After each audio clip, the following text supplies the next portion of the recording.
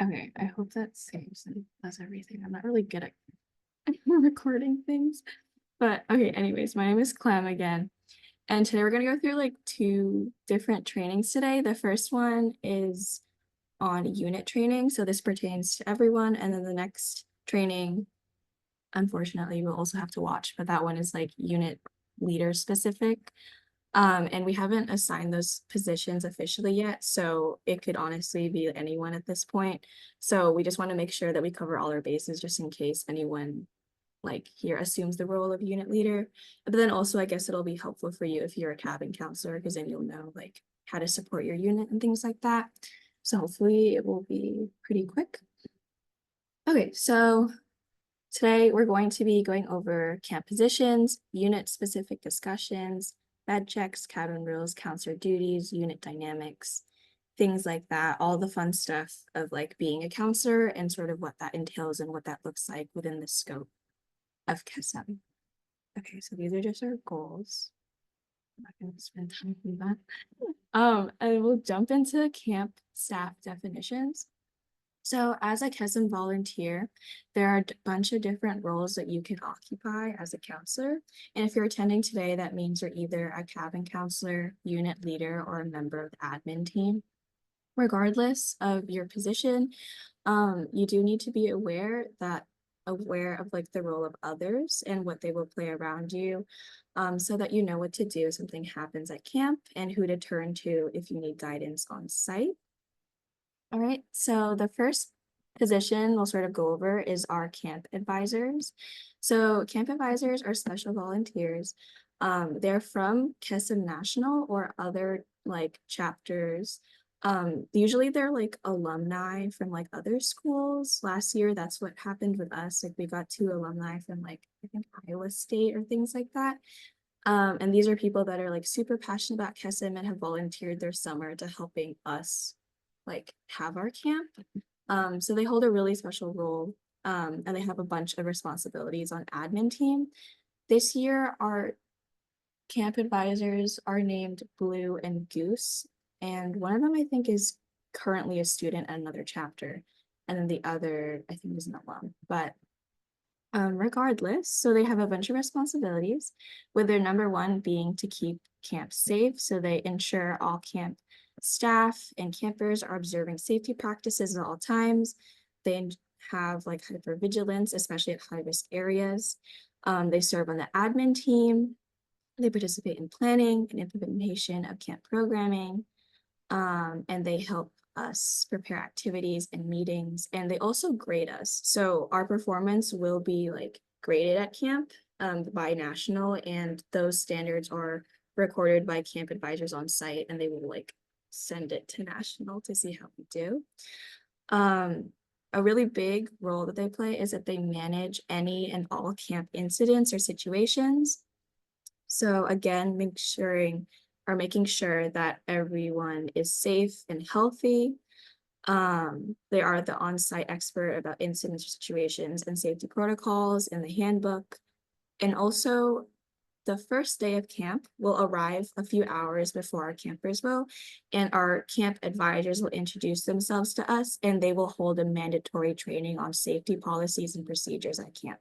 So that's where we'll go over like emergency action plans, chain of command, things like that that are site specific, so we know who to turn to like on the campsite. So that's just like a little preview. And they also like ensure that there's proper escalation, notification, follow-up, and reporting takes place at camp for any incidents or situations. And finally, they prevent abuse by assuring that campers are never alone with other campers and ensuring that there's always supervision, a counselor who's always there, ratio is kept, things like that. All right. And then admin team is like the next like level of I guess command, although I don't really want to call it that at camp. So this is gonna be like me and then my current incoming co-director, Ladybug. So we will serve on the admin team and we will be working alongside our camp advisors um, at camp to make sure everything is running smoothly. We'll oversee programming and operations, and work with all the cabin counselors to ensure that everything is running smoothly. So yeah, we will be like on sort of the front lines on the back end, making sure everything is working the way it's supposed to. Okay, super important team is a health and wellness team. So this is comprised of nurses and mental health professionals, or MHPs. We all know why we're here at KESM, and so it's our responsibility to take care of the like physical and also the mental well-being of our campers and our staff. So we will actually be sharing a campsite with Harvard's chapter of KESM. We will not have we will not have like programming combined, but we will like be in the same space, and we will have one nurse and one MHP assigned to us to serve as like that sort of contact point for our counselors and staff and our campers, so that they can have rapport with that one person, especially that pertains to the mental health professional. A bit about the MHP. They attend the entire week of camp. They provide support and guidance to staff dealing with behavioral and emotional issues of campers. They work with our admin team and the camp advisor to handle difficult situations. They do routine checks with the counselors and staff to make sure that we're doing okay, which is really awesome.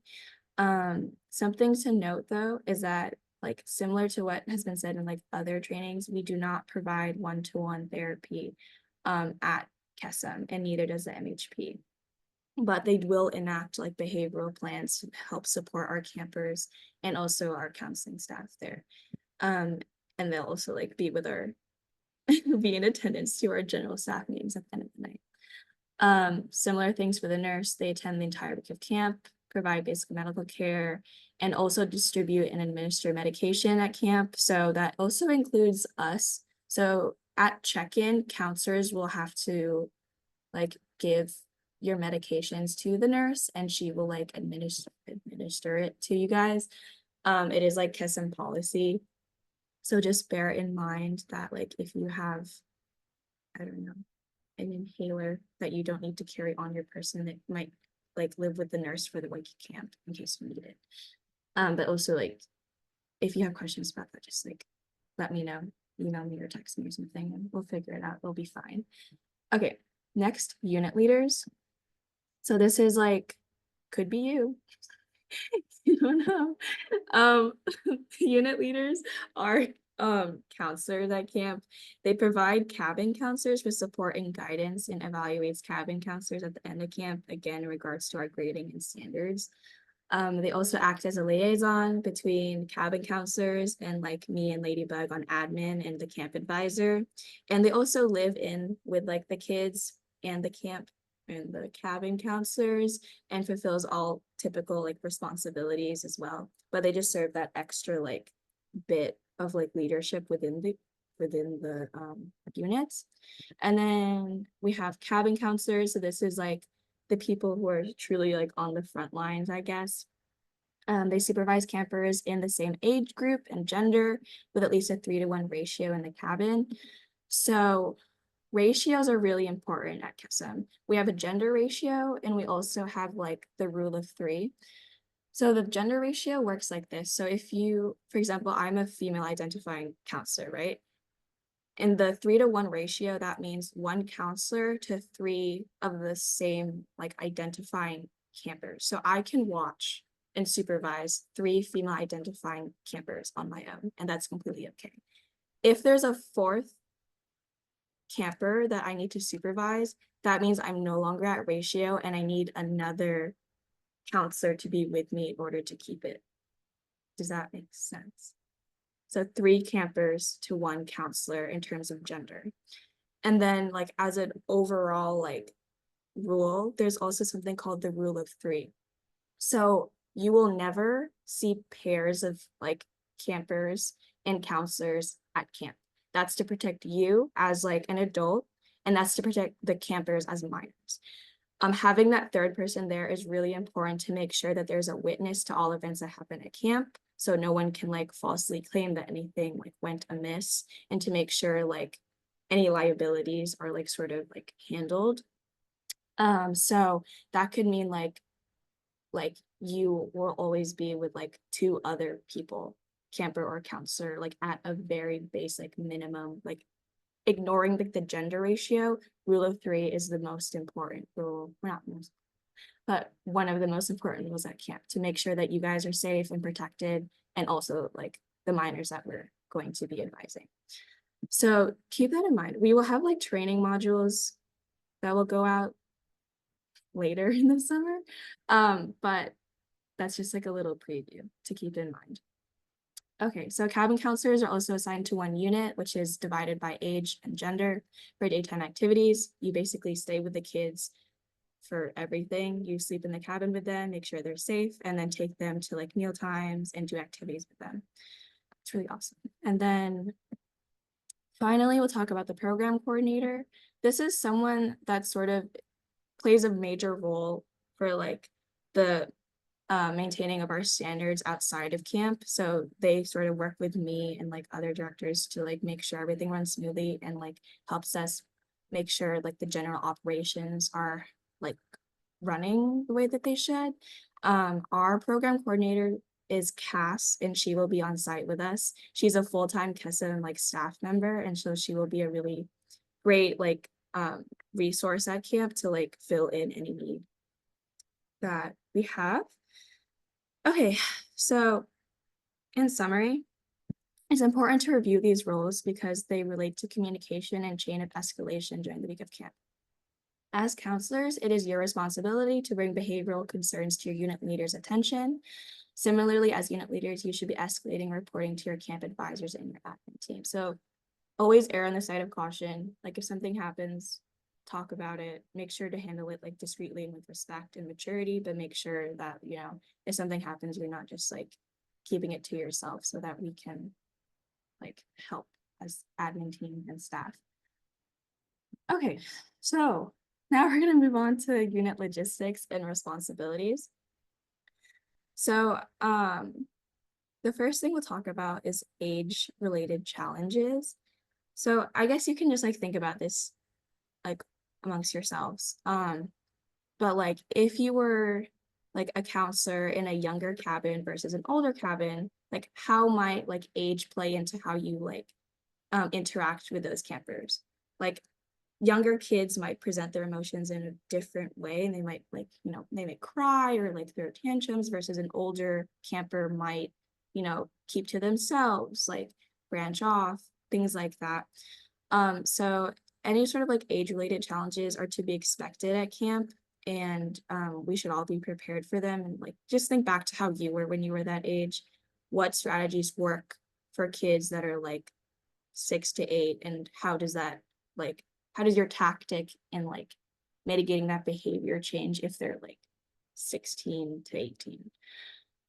Okay. Bed checks. So bed checks are not age specific, and we expect each unit to perform these each morning. So this is a really important thing that we do at KESA. So by definition, a bed check is discreetly checking each camper's bed in the morning for bedwetting. If soiled sheets are identified, the counselor chosen to do the bed check should bag the sheets and deliver them to the laundry area, or alert admin to do a discreet pickup when campers are away from the cabin. The goal is never to embarrass the camper and to have clean sheets on the bed before they are back for bedtime. So the way this would look is that the counselor doing the bed checks would stay behind while the rest of the cabin and counselors go off to breakfast, put on a pair of gloves and grab a handful of paper towels. What you can do is like pull back the sheets and press firmly with the paper towel, like, and your gloved hand, like on the sheet. And if they come back wet, then pull the sheets, bag them for laundry, and let an admin member know, so we can like take care of the situation before the kids get back. So this is something, if this does happen, this is something that should be handled with like the utmost of sensitivity. Things are like very different at camp than they are in the real world or like at home. Things are like completely different, and like the routines are off, they're with new people, they're in a new environment. So, you know, we never truly know what these kids are going through, and most likely if this is to happen, they are probably really embarrassed and scared. So we never want to embarrass them and make them feel like, you know, that they're like that something is wrong or whatever, we want to handle this with discretion and sensitivity and maturity.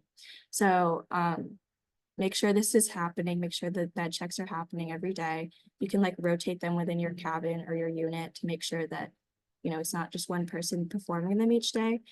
And if anything ever happens, just let us know. It's no big deal. Okay. Cabin rule agreements. This is something that you should establish with your group day one of camp.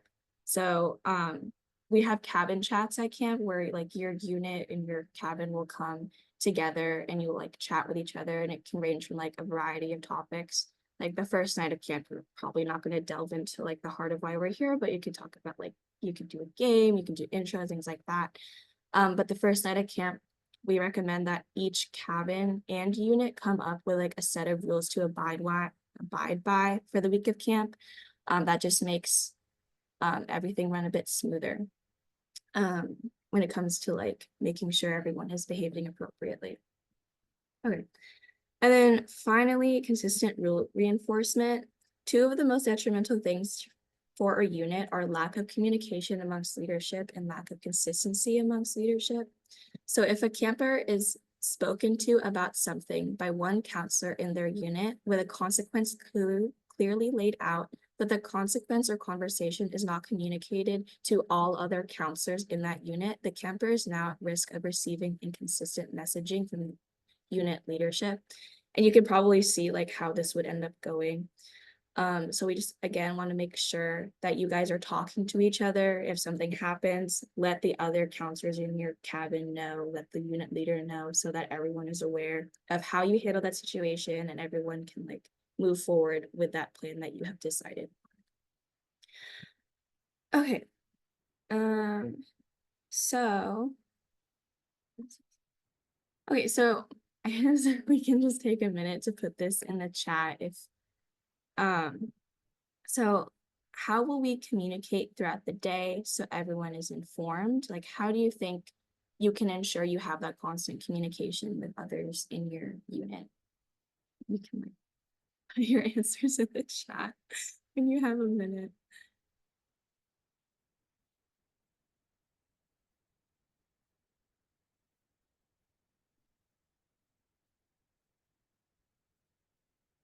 Yeah.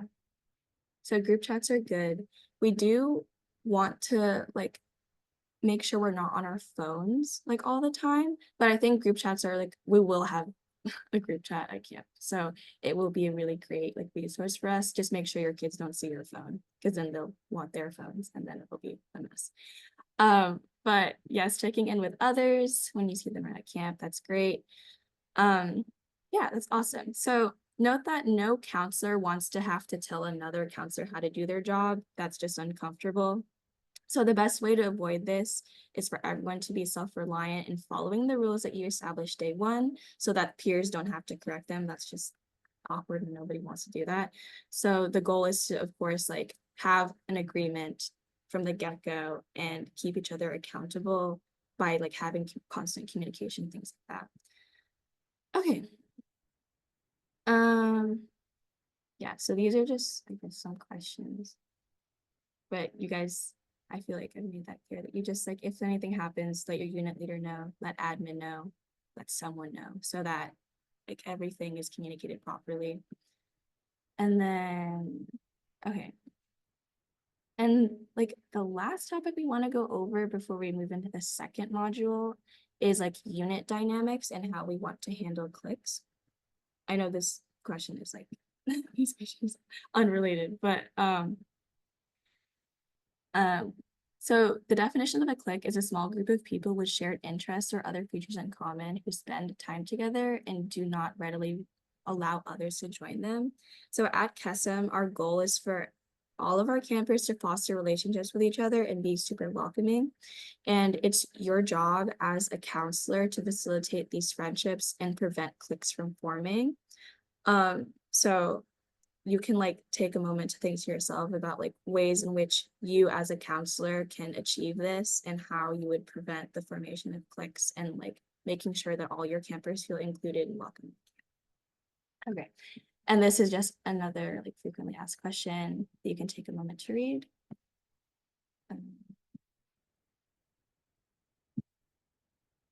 Okay, and does anyone have any questions before we move into the next module?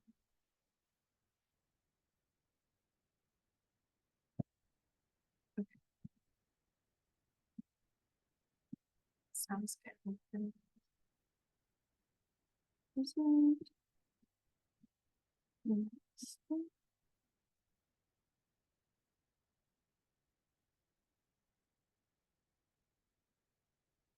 Okay.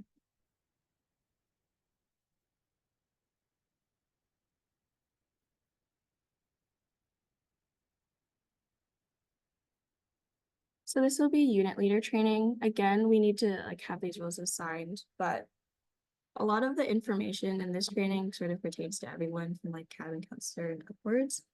So good information to have. Okay, and this is just what we're gonna go through in our goals. Um, okay, so let's see. So we can take a minute to think and like put in the chat, like, what do you think are good qualities of a leader, or like as like a counselor in general, you will be a leader to these like kids you're going to be with. So just take a moment and put like 1 or 2 words that would describe like a good leader, or like some skills do you think a good leader should have.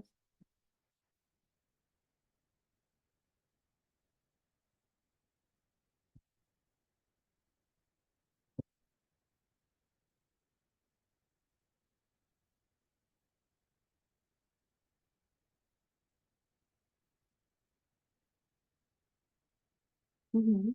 Being vocal, expressing yourself, understanding, it's great. Yeah.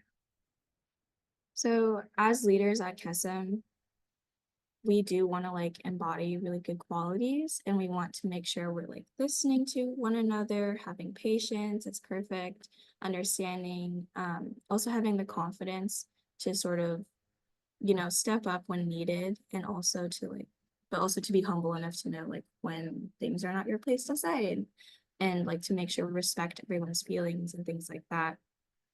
Um, so here's like the official list of unit responsibilities.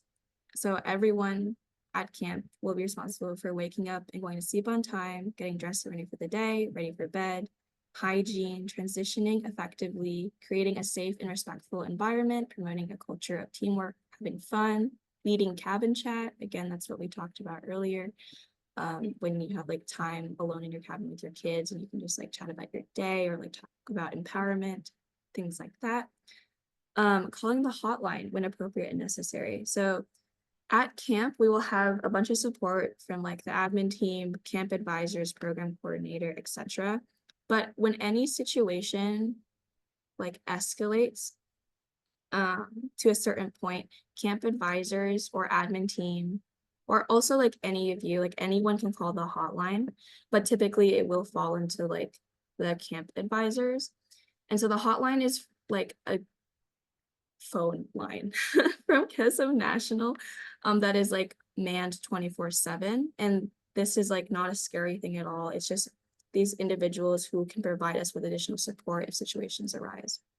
So if something happens, you need to call the hotline.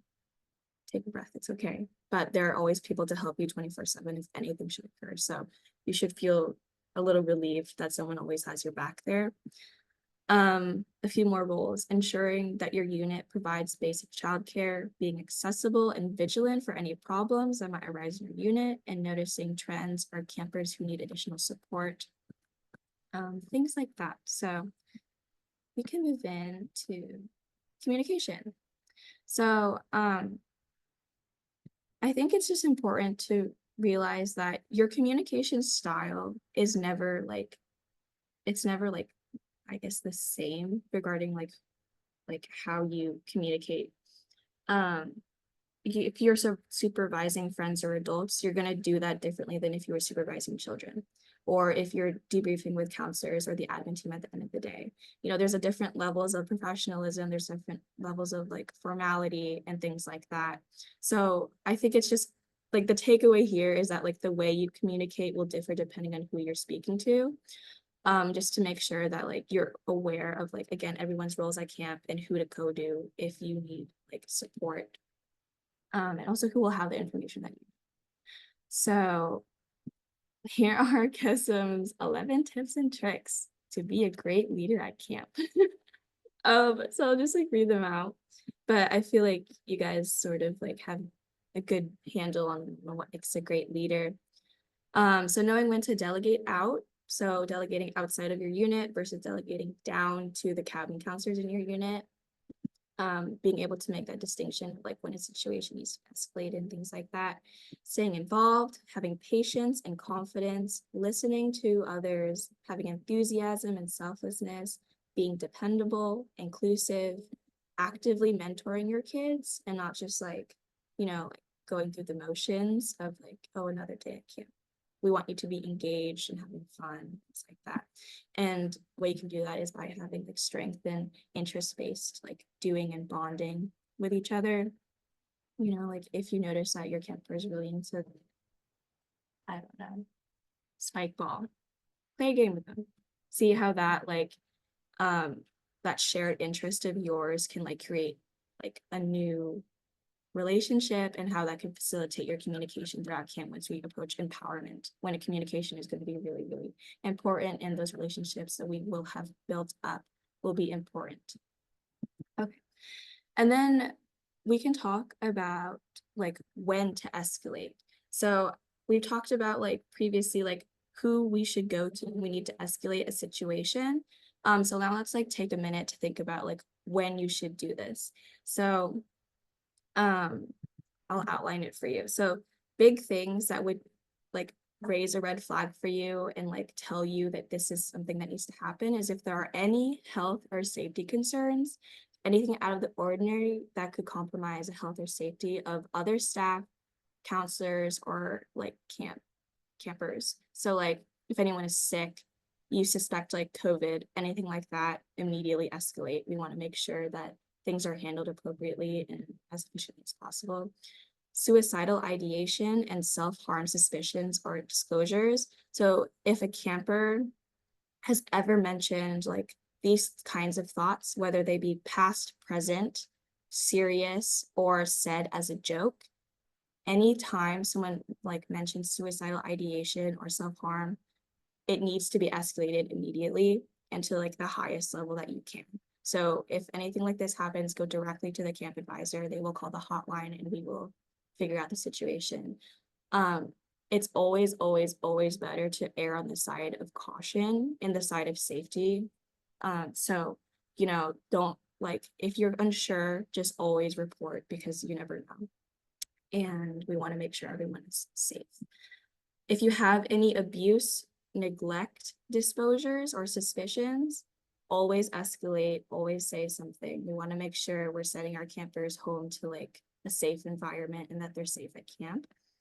Behavioral situations, a number of our campers have like behavioral plans, and those are plans that we make in conjunction with the mental health professionals and also with the camp advisors, admin team, and the camper families. And if we're aware of those situations prior to camp, we'll have those in place. If we get to camp and a kid like really needs some extra support, this is when you would escalate to like camp advisors, and then we can create a plan for them so that they feel supported throughout camp.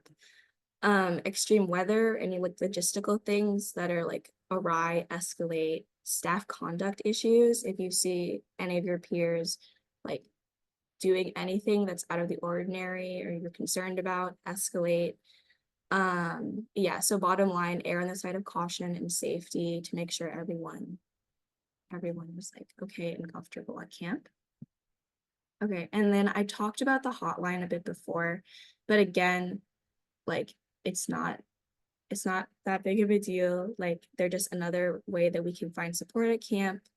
It doesn't mean you should be scared or that you failed as a counselor. We cannot possibly know what to do in every scenario, and sometimes we must motivate our team for help. The hotline is just an example of how you at camp are never alone as a counselor as well. Okay, let's move on. So as I mentioned earlier, at camp, the kids have like a different routine than they do at home. They're in a different environment. And everything is like different and they need to get used to that and that can manifest in a bunch of different ways. But at camp, we will sort of develop our own routine in the form of our schedule. So, you can take a minute to like think about these questions to yourself, like what makes a good routine? Like, how can we implement them at camp? And I feel like the biggest thing is that we will have a schedule. So feel free to share that with your campers to let them know what's going on. Kids love to be in the know and it brings them a lot of like comfort when they know that there is a plan for the day. They're not just like, you know, like running wild, I guess. So, you know, we want to make a routine early and stick to it so that the kids know what to expect and so that nobody gets like caught off guard or overstimulated or things like that.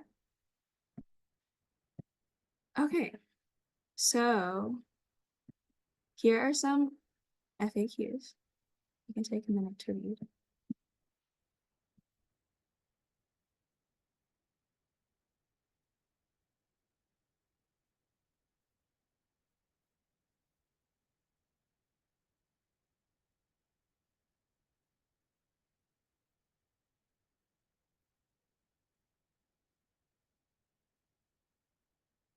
Okay, so those are all my slides. If you have any questions,